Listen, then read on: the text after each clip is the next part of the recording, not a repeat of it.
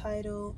We're gonna be doing a little girl talk today to talk about the juicy questions, like about life, stress, literally anything, red flags, whatever. I have about 13 questions listed right now, and they're like deep type of questions, so yeah, we gonna get right into it. So the first question I have is, what's the biggest lesson you learned about friendships?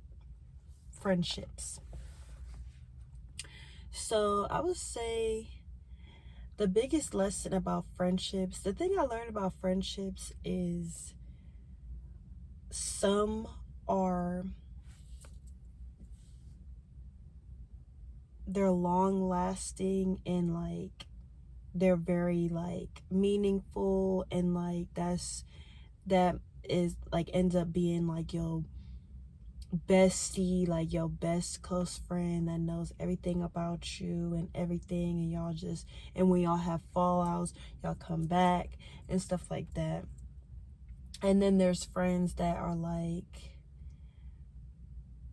they just don't really match that, you know what I mean, and it's just something off with them. And yeah, so I think that the biggest lesson that I learned about friendships is to take them as serious as you would for a relationship with a significant other, like with your significant other. Because I feel like oftentimes I've caught myself like taking my relationships more serious than my friendships, meaning like I would just cater more to the relationship that I'm having with my significant other than the friendship. And I think that you should take both of them seriously, because at the end of the day, they have similar qualities, you know what I mean? You have to do similar things for both of them, you know what I mean? Like you have to, like for friendships, depending on what type of friendship that you have with that person, well, it really doesn't depend, but like depending on what type of friendships you have with that person, I feel like that bond needs to be really good. Like you guys need, like when you're having a friendship with somebody, y'all need to have like, you know, some type of bond and some type of relationship to where it's like you could be like, yeah, that's my friend or whatever, and be able to feel comfortable to be able to, like, if you get stuck somewhere or something like that, to be able to call them when you need them, or when you're going through a crisis and you need some advice and stuff like that, to call them when you need them and stuff like that. Let's like basically have that like loyalty with them, which is the same as a relationship. You should have that same type of loyalty with a relationship. So yeah, I think like that would be like the biggest lesson for me personally. The second question is, how do you handle a breakup or heartbreak? So in my past, I feel like I've dealt with a lot of heartbreak. Well, I haven't dealt with a lot of heartbreak, but I've dealt with enough heartbreak and breakups to where like at first I didn't know how to handle it. And I feel like a lot of people don't know how to handle it, because it's a really tough thing to handle sometimes, especially if you've been with the person for a long time and stuff like that. So I would say something that I do to handle a breakup relationship is just like focus on yourself. Like just take care of yourself, like work on your self-care, and like really work on your self-care and stuff like that. Go on like solo dates, like find like what you like to do. Find a hobby for yourself or whatever. Do something that's gonna distract your mind and make you happy, basically. So I would say that's like the biggest thing I would do if you're going through a breakup or a heartbreak or whatever, is don't just sit in your room and cry and dwell on the situation, you know what I mean? Because that's gonna make it worse. But I feel like it's okay to do that, because I think it's okay to feel your emotions and feel just feel your emotions. I think I think it's okay to do that. But I would say not to do that for too long, to the point where you become depressed and sad and stuff like that about the heartbreak and stuff like that. So I think the best thing that is like helpful, in my opinion, is to like just take time for yourself. Do like self-care and stuff like that. Do stuff that you enjoy doing. Like if you enjoy doing art, making crafts, listening to music, dancing, stuff like that. I just named a whole bunch of stuff that I like to do. So but everybody's different, so like I would just say find something that makes you happy and something that will get your mind off of the negative, something positive that will affect your life and make you not think about the negative things like that. Next question is, what's your go-to self-care routine when you're feeling down? I would say when I'm feeling down, my self-care routine, I would say I like to dress up, for one, because when you look pretty, you gonna feel pretty, you know what I mean? Or you look confident, you're gonna feel confident. So that's number one that I like to do. Make sure my hair is nice. I don't necessarily try to get my hair done, but getting your hair done, getting your nails done and stuff like that, that can also help and make you feel a little, feel good about yourself. So doing things for yourself, basically. So I would say my self-care routine would probably just be that, like I do my hair and stuff like that. I do my nails and stuff. Wash up, like take a shower, do a full shower, clean up or whatever. And yeah, probably just like listen to music and stuff like that, like some uplifting music. And normally that does do the trick, like to like really uplift me and when I'm down or whatever. So yeah, but everybody's different, so you just gotta have to find like what works best for you and what genuinely makes you happy, you know what I mean? What you genuinely like to do that makes you happy. So okay, the next question is, how do you set boundaries in a relationship? So for setting boundaries, in my opinion, I think that needs to come first. Like that needs to come in the beginning of the relationship.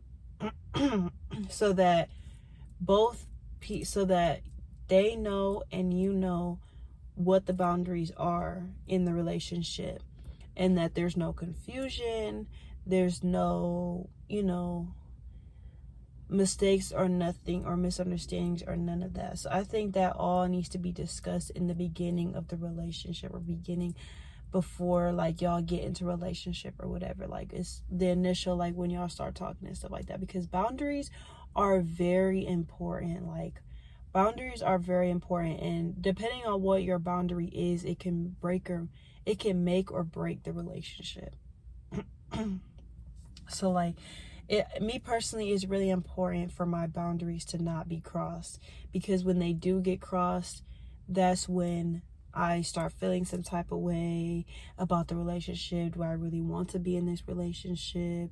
Like it makes me feel some type of way about that person and stuff like that. But if you were to set that boundary in the beginning, and then if they cross it, then you might think, okay, like I did set this boundary for you, and it might make you think, okay, like, are they just respecting my boundary? Do they not respect my boundary?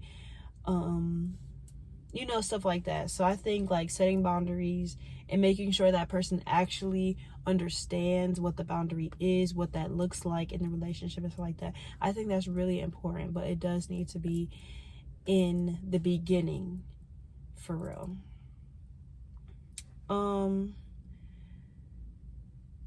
What's something you knew about dating earlier?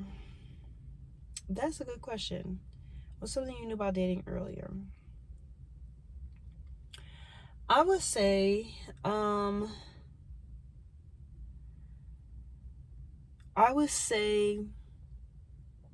this is like pretty obvious in my opinion, but I would say I knew that loyalty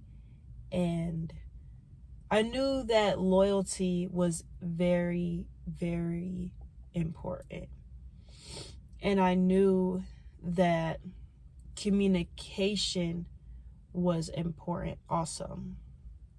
I think those were like two things that I knew off bat about dating earlier, is that communication has to be good. It has to be good. If not good, it has to be more than good, literally. But like that and loyalty, like you just gotta, like, both sides need to be loyal and need to show that type of loyalty, because that will keep the connection, and also communication will keep the connection. How do you boost your confidence on bad days? So when I have a bad day, some ways that I boost my confidence is, like I said before, dressing up, getting my hair done, doing my nails, taking a full body shower and stuff like that, taking pictures. Me personally, if I dress up nice and stuff like that, I'll take pictures. I'll go to like somewhere nice, like the park if it's nice out, and take pictures and stuff like that. And yeah, that's basically what I would do on bad days, just to boost my confidence. I think that really helps also. What are your green and red flags in a relationship? So obviously my green flags would be like loyalty, good communication. When I say good communication, I mean like like telling me, like, when we come into a conflict, like, are you running away from the situation, running away from the problem? Are you willing to talk it out and figure out what we're going to do about it and settle with it and stuff like that? Like, are you willing to communicate with me effectively about, like, what's going on? Like, if something's on your mind, are you willing to communicate that with me and tell me what's going on and stuff like that? If I have something on my mind, are you willing to communicate with me about stuff like that? Communication sounds like it's an easy thing to do, but for some people it is hard. And for me personally, it is a little hard for me, but I am learning to get better at that communication skill. Red flags, I would say, for one, disloyalty, because that's like a complete turn off if you're not loyal. And then I would say bad communication, like horrible communication, to where it's just like you don't know what your person is thinking about. They're not really communicating their feelings towards you and stuff like that, or you're constantly thinking about what they're feeling, what they're, things like that. So I think that's like a red flag also. I would say, like, if there's signs of insecurity, if there's signs of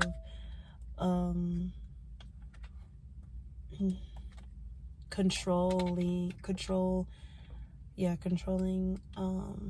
things like that, I would say are some red flags for me, because it's just like, if you're showing insecurities, that just shows that you have to work on yourself a little more.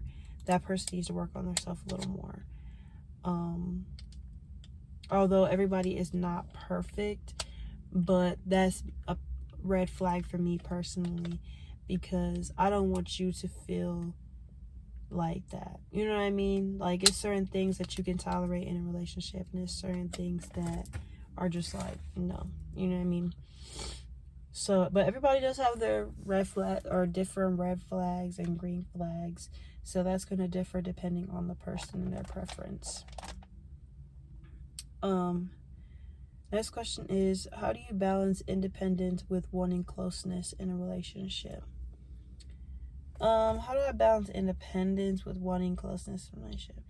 So, independence, and then wanting closeness in a relationship, it's just remembering that you have your own life, and also remembering that your partner has their own life too, and y'all can still have that closeness in a relationship, but y'all both have to remember that y'all both have your own individual likes, dislikes, hobbies, everything. Y'all have different, y'all might have similar things that y'all can relate to, like, oh, I like going to the park and they like going to the park too, but not everything is going to be the same. So just having that independence is very important. Making sure that you do take days to yourself to just, spend on yourself. Go on a date, by yourself. Go to the park by yourself. Listen to music by yourself. You know what I mean? Like, do stuff by yourself, because I think that really makes a big impact on your self growth. And it just allows you to grow as a person, and you don't have to be so dependent on the other person, like, oh, I can't do this because I want them to go, you know what I mean? And it just forms that independence. What are your must-haves in your girl gang? Okay, so girl gang, obviously girl gang is like a group of your friends and stuff, group of your girls. So I would say the must-haves, would be, we gotta be loyal to each other. Just like a relationship, we gotta be loyal to each other, and we got to have good communication. You know what I mean?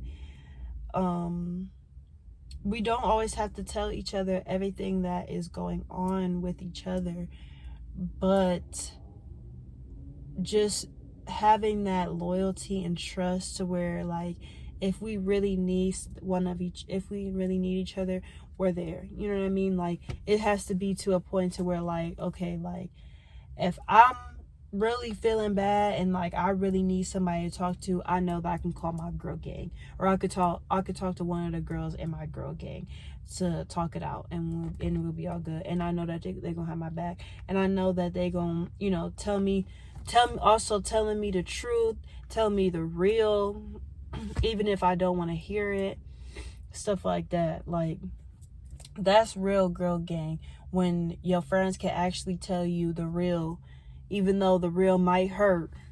It might hurt your feelings a little bit. They could tell you the real, so where you'd be like, dang, like, okay, like, okay, like, they checked you for real. But I think that's important for must-haves in a girl gang, in my opinion. Next question is, how do you know when to let a friendship go?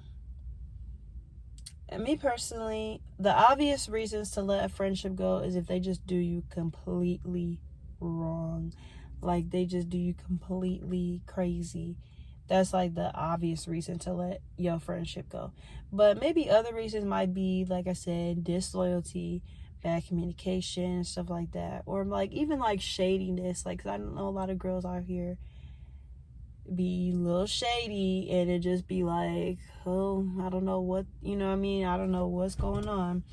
So I would just say, like, friendships to where, like, it makes you uncomfortable to be around them, or just feels like they are envious of you, because I feel like your friends should not be envious of you. Like, they should love you for who you are and stuff like that. They should not be envious of you. They should literally be rooting for you, and y'all should be rooting for each other. So yeah. How do you balance work, school, and personal life? To be honest, I don't know. No, I'm just kidding. But no, that is a lot to balance. Work, school, life, and your personal life. That is a lot. And I'm still learning how to balance that to this day. But I would say the best thing is to obviously get a agenda, because when you get an agenda, you can literally write down everything that you have to do for the week or for the month or whatever, and you can constantly look at it and be like, okay, I got this to do, this to do, this to do, and it just makes it easier for your mental, because it allows you to be like, not feel stressed and overwhelmed with everything. It makes you feel more organized, like, okay, I got this to do, I got this to do, I got this to do, and then and at this time I'm free, you know what I'm saying, I can relax, stuff like that, rather than just having multiple things in your head and then you just feel like overwhelmed and you feel like you just have to get everything done all at once and you're just like stressed. You know what I mean? I've learned that the hard way, because I definitely felt that before, but having an agenda really does help, and it really makes you feel very, very organized. Next question is, have you ever had to block someone for your peace, and why? Yes. Unfortunately, yes.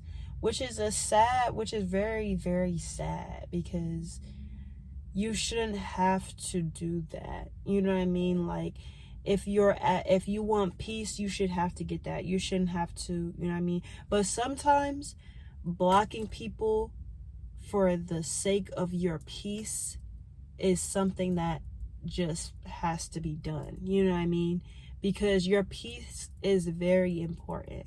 Having your peace and your sanity and your mental to be is like,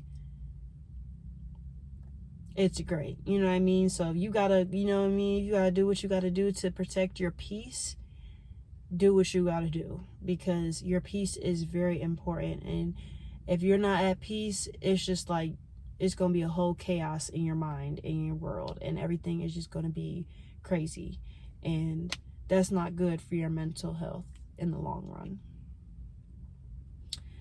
Okay, so the last question is, what's one thing you learned about setting boundaries? So I would say one thing I learned about setting boundaries is to stand on them. I would say stand on them, because a lot of times people set boundaries and they try to change it because of the love and care that they have for the other person. And no, like, if you have a boundary and you do not want that to be crossed, you need to stand on that, because like, that is it's especially like for yourself. If you have a boundary for yourself, like, okay, I'm not going to let myself do this, and then you know what I mean, you let something slide for yourself, imagine how you would feel. Like, imagine you might be like, later on, be like, dang, why did I let myself do that? You know what I mean? If I really set that boundary for myself and stood on that boundary, this wouldn't have happened. You know what I mean?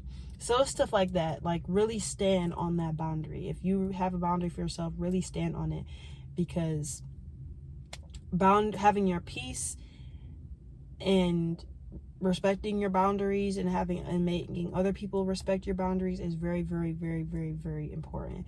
And it's something that I had to learn, and I'm still learning. But yeah, I would say one thing, stand on them boundaries. When you have boundaries, stand on them. And if it helps to write them down so that you know and the other person or the other people may know, do it, because it'll save you a lot of stress and everything. But that is the last question. If you guys have any more questions that you would like me to answer for a part 2, comment down below. Other than that, I will see y'all in my next video. Bye.